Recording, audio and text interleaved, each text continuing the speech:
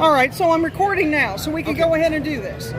So all the numbers you see on these charts right here are per Indiana Gateway. It is a state website that gives debt for counties and cities and towns, all right? Right.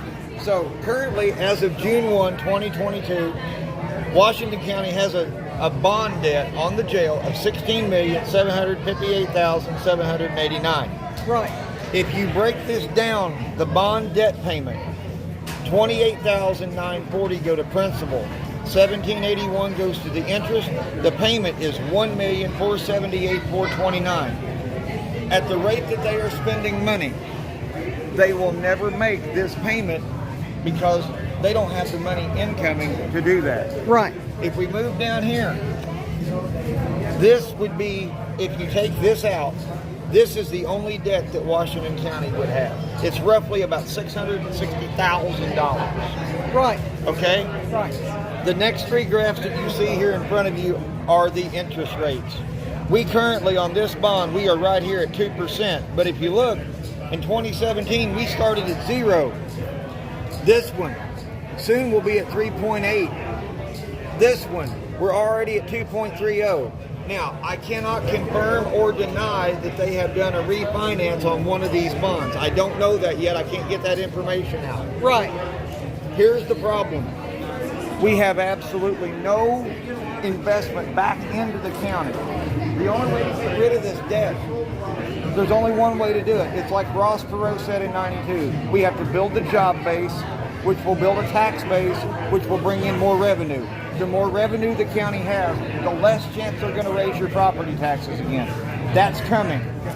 That's coming. They're going to go up again. But here's the bad news. It's going to get worse because then they're going to go after your income tax. They're going to increase the income tax percentage.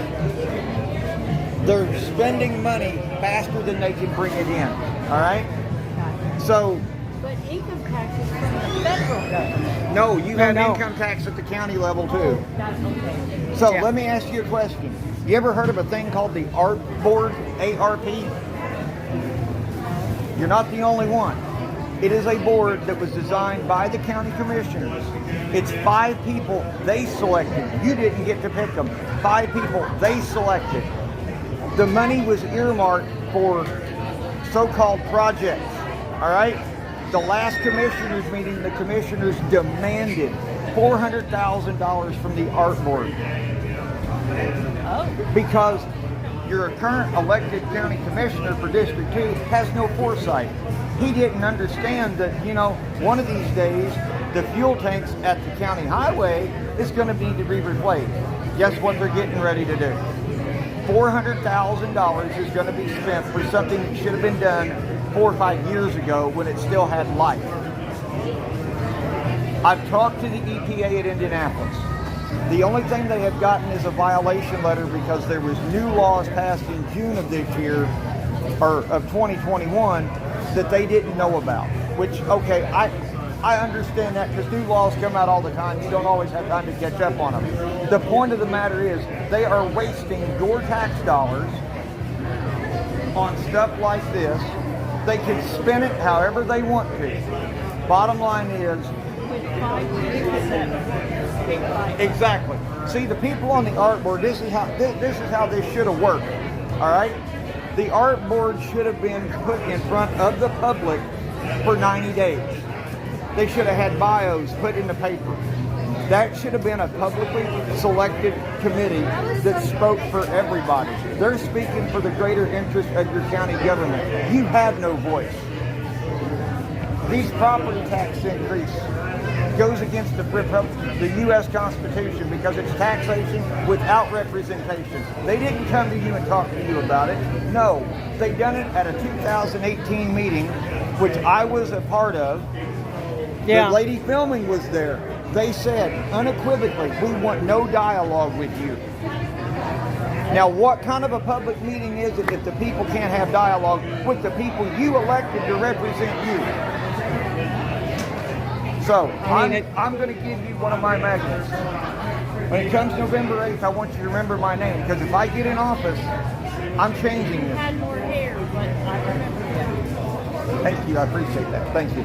So, there you go, guys. That's a quick rundown. Now, my policy for fixing all of this, that debt, and this, it's real simple. We need to formulate a comprehensive plan, which I have in my arsenal. We need to grow the job base. Well, how do we do that? The first thing we're going to do is we're going to move to release some of the red tape that the Economic Growth Partnership has put on bringing businesses in. We're going to revitalize the Chamber of Commerce. Make the Chamber be the lead. People are going to have the voice. Chamber's going to lead it, all right? Once we start bringing in jobs and jobs of tomorrow, that will increase the revenue. That'll increase the tax base.